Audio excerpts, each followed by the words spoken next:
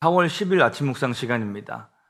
하나님 말씀에 귀를 기울이고 순종하는 삶은 참으로 복된 삶입니다. 오늘 하루도 성도님들의 모든 삶이 이와 같이 복된 삶이 되시기를 소원하면서 다 함께 말씀에 귀 기울이는 복된 시간이 되기를 간절히 소망합니다. 우리 신명기 25장 1절부터 19절까지의 말씀을 함께 읽도록 하겠습니다. 사람들 사이에 시비가 생겨 재판을 청하면 재판장은 그들을 재판하여 의인은 의롭다 하고 악인은 정죄할 것이며 악인에게 태형이 합당하면 재판장은 그를 엎드리게 하고 그 앞에서 그의 죄에 따라 수를 맞추어 때리게 하라. 40가지는 때리려니와 그것을 넘기지는 못할지니 만일 그것을 넘겨 매를 지나치게 때리면 네가 네 형제를 경히 여기는 것이 될까 하노라. 곡식 떠는 소에게 망을 씌우지 말지니라. 형제들이 함께 사는데 그중 하나가 죽고 아들이 없거든 그 죽은 자의 아내는 나가서 타인에게 시집까지 말 것이요 그의 남편의 형제가 그에게로 들어가서 그를 맞이하여 아내로 삼아 그의 남편의 형제된 의무를 그에게 다 행할 것이요 그 여인이 낳은 첫 아들이 그 죽은 형제의 이름을 잊게 하여 그 이름이 이스라엘 중에서 끊어지지 않게 할 것이니라. 그러나 그 사람이 만일 그 형제의 아내 맞이하기를 즐겨하지 아니하면 그 형제의 아내는 그 성문으로 장로들에게로 나아가서 말하기를 내 남편의 형제가 그의 형제의 이름을 이스라엘 중에 잊기를 싫어하여 남편의 형제된 의무를 내게 행하지 아니하나이다 할 것이요 그 성읍의 장로들은 그를 불러다가 말할 것이며 그가 이미 정한 뜻대로 말하기를 내가 그 여자를 맞이하기를 즐겨하지 아니하노라 하면 그의 형제의 아내가 장로들 앞에서 그에게 나아가서 그의 발에서 신을 벗기고 그의 얼굴에 침을 뱉으며 이르기를 그의 형제의 집을 세우기를 즐겨 아니하는 자에게는 이같이 할 것이라 하고 이스라엘 중에서 그의 이름을 신 벗김 받은 자의 집이라 부를 것이니라. 두 사람이 서로 싸울 때에 한 사람의 아내가 그 치는 자의 손에서 그의 남편을 구하려 하여 가까이 가서 손을 벌려 그 사람의 음낭을 잡거든 너는 그 여인의 손을 찍어버릴 것이고 내 눈이 그를 불쌍히 여기지 말지니라. 너는 내 주머니에 두 종류의 저울추 곧 큰 것과 작은 것을 넣지 말 것이며 내 집에 두 종류의 돼 곧 큰 것과 작은 것을 두지 말 것이요 오직 온전하고 공정한 저울추를 두며 온전하고 공정한 되를 둘 것이라. 그리하면 내 하나님 여호와께서 내게 주시는 땅에서 내 날이 길리라. 이런 일들을 행하는 모든 자, 악을 행하는 모든 자는 내 하나님 여호와께 가증하니라. 너희는 애굽에서 나오는 길에 아말렉이 내게 행한 일을 기억하라. 곧 그들이 너를 길에서 만나 네가 피곤할 때에 내 뒤에 떨어진 약한 자들을 쳤고 하나님을 두려워하지 아니하였느니라. 그러므로 내 하나님 여호와께서 내게 기업으로 주어 차지하게 하시는 땅에서 내 하나님 여호와께서 사방에 있는 모든 적군으로부터 내게 안식을 주실 때에 너는 천하에서 아말렉에 대한 기억을 지워버리라. 너는 잊지 말지니라. 아멘. 오늘의 본문에서는 여러 가지 규정, 지켜야 할 다양하고 세부적인 법들에 대해서 이야기를 하고 있습니다.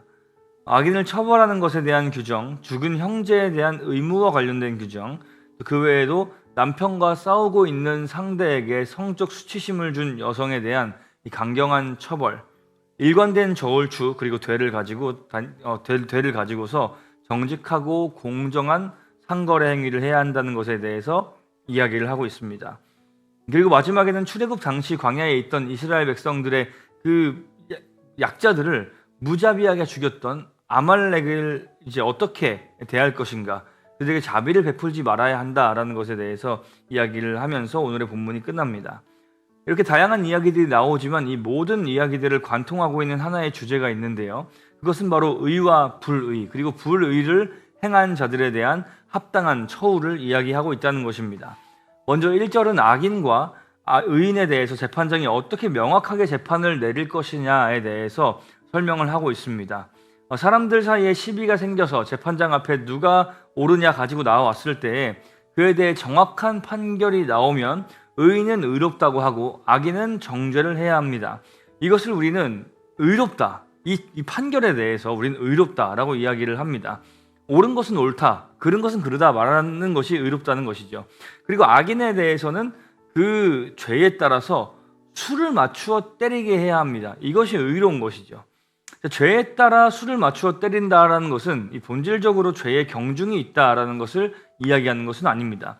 모든 종류의 죄는 하나님 앞에서 본질적으로 다 악한 죄입니다. 덜 악하고 더 악한 것은 없습니다. 전부 다 악한 것입니다. 다 불의한 것입니다. 예수께서 뭐라고 말씀하셨는지를 한번 떠올려 보겠습니다. 예수께서는 사람이 살인 혹은 간음을 실행에 옮기지 않고 마음으로 그런 생각을 품었다고 할지라도 이미 죄를 지은 것이다 라고 명확하게 이야기하고 계시죠. 실행하지 않았기 때문에 아무런 피해가 없었는데도 말이죠. 실행 여부, 피해의 규모의 문제가 아니라 그런 마음이 우리 안에 들었다는 것 자체가 본질적으로 하나님 앞에서 그런 생각을 한 그 존재가 악한 존재라는 것이 증명되었다는 것, 죄가 가득하다는 것이 증명되었다는 것, 그게 가장 큰 문제라는 것이죠. 그러나 죄가 저질러졌을 때 그 어떤 죄가 만들어낸 실제 피해의 규모에 따라서 그것에 대한 형벌 그리고 보상은 그 규모에 맞게 이루어져야 하는 것입니다. 우리는 그것이 제대로 이루어지지 않은 것을 볼 때 불의하다라고 이야기합니다. 어떤 사람이 지은 죄에 대해서는 아주 엄중하게 판결을 하고 또 과도한 벌을 내리고 또 그와 유사한 죄를 지은 또 다른 어떤 자에게는 제대로 재판조차 하지 않고 가볍게 처벌을 하고 넘어가거나 그 죄가 없다고 하고 넘어간다면 이것은 의로우신 하나님 앞에서 너무나도 가증한 일일 것입니다.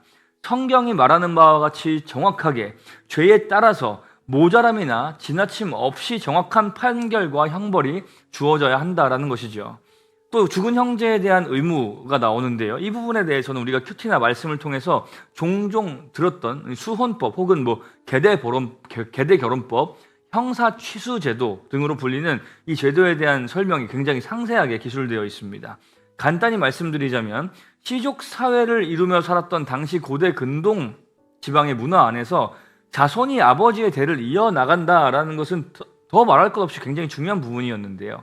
만약에 형제 중 한 명이 결혼을 했으나 자식이 없는 상태에서 죽음을 맞이해서 그 형제의 대를 이을 사람이 없게 되면 죽은 자의 형제가 죽은 자의 아내와 결혼을 해서 아이를 낳고 그 첫째 아이로 하여금 죽은 자의 대를 이어가도록 하는 그런 제도였습니다. 사실 이런 형태의 법이 오늘날 문화 안에서는 이해가 되지 않지만 자식이 없이 죽은 자의 그 토지나 재산 등이 다른 지파 혹은 이방인에게로 넘어가게 되는 일이 생기게 되면 이는 지파 간의 갈등이나 이방인들과의 다툼 등으로 이어질 수 있는 부분이기 때문에 당시 문화 안에서는 자연스럽게 이루어질 수밖에 없었던 제도였고 하나님께서도 이스라엘 백성의 평안한 존속을 위해서 이를 정확하게 제도화해서 지킬 것을 당부하신 것입니다.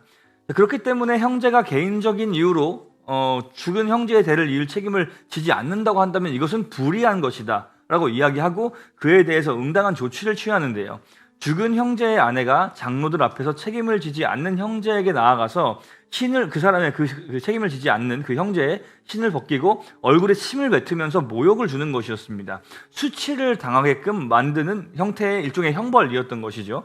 이처럼 하나님은 하나님께서 세우시고 명하신 것에 대해서 그 규칙에 대해서 명확하게 판결하시고 그에 맞게 의와 불의에 대한 처우를 하시는 분이십니다. 자, 이후에 나오는 다른 법들도 마찬가지입니다. 두 남자가 싸울 때 한 남자의 아내가 자신의 남편을 지키고자 상대방 남자의 음낭을 잡아서 고통을 준다면 가혹해 보일 정도의 그 엄청난 벌, 손을 찍어버리라는 벌을 줄 것을 명하십니다. 자신의 남편이 아닌 자의 성기를 잡는다는 것 자체가 굉장히 불경하고 부정한 그리고 성적으로는 저질러서는 안 되는 일이었기 때문이었던 것이죠. 그리고 두 종류의 저울추 그리고 돼, 큰 것과 작은 것을 같이 가지고 다니지 말라라고 이야기를 하십니다.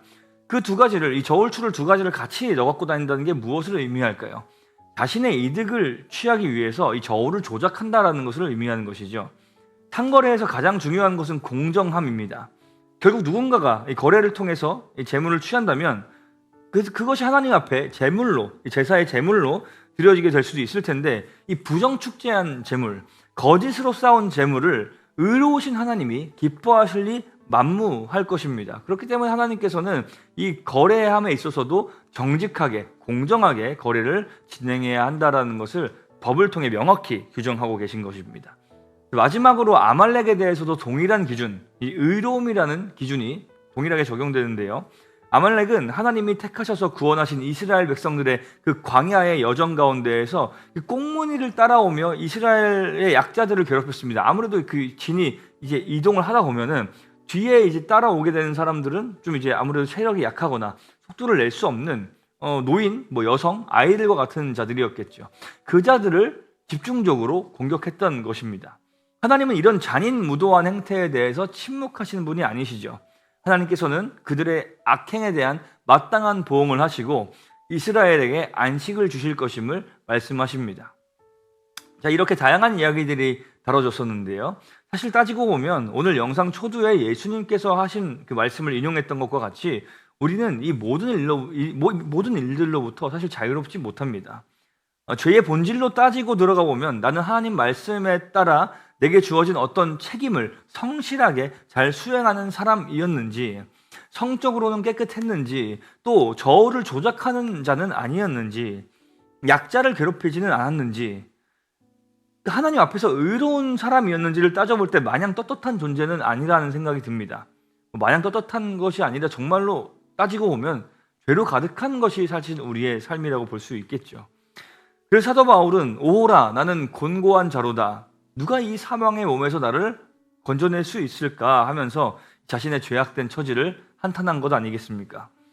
그러나 과거에 우리가 죄악된 삶을 살았을지라도 예수 그리스도께서 완전하고도 의로운 삶을 사시고 십자가에 달리셔서 우리의 모든 죄를 도말하시고 우리에게 그 의로운 의복을 입혀주심으로, 그리고 우리에게 그리스도의 영, 성령께서 영원히 함께하고 계심으로 이제 우리는 성령의 도우심 가운데 의롭고 선하게 살 수 있는 존재가 된 줄로 믿습니다. 여전히 우리의 힘으로는 할 수 없습니다. 성령께서 오늘 우리로 의로운 삶을 살아갈 수 있도록 도와주옵소서. 책임감 있게 순결하게 정직하게 긍휼한 마음을 품고 살아갈 수 있도록 우리를 인도하여 주옵소서라고 기도하며 그렇게 살아갈 때에 성령님의 능력으로 말씀을 통해 우리에게 가르치시고 순종케 하시고 그 순종할 수 있는 힘을 주셔서 우리를 도우심으로 비로소 우리가 그렇게 살아가고 하나님께 기쁨이 되어드리는 삶을 살 수 있게 될 줄로 믿습니다. 그렇게 살 수 있도록 오늘 함께 말씀을 읽은 후에 기도하시면서 하루의 삶을 올려드리면서 주님 내가 그렇게 의롭게 살 수 있도록 주님 나를 도와주옵소서 함께 기도하며 하루를 살아가는 우리 모두가 될 수 있기를 간절히 소망합니다. 함께 기도하겠습니다. 의로우신 하나님, 우리가 이제 그리스도를 믿고 의롭게 되어 성령의 인도하심을 따라 의롭게 살기를 간절히 소망합니다. 주님의 기쁨이 되어드릴 수 있기를, 이웃들에게 기쁨이 되는 삶이 될 수 있기를 간절히 소망합니다. 그렇게 살 수 없는 우리를 오늘도 긍휼히 여겨주시고 말씀에 온전히 순종할 수 있는 믿음과 용기를 주셔서 우리가 의로우신 하나님의 자녀로서 합당한 삶을 살 수 있도록 도와주시옵소서. 감사드리며 살아계신 예수님의 이름으로 기도합니다. 아멘.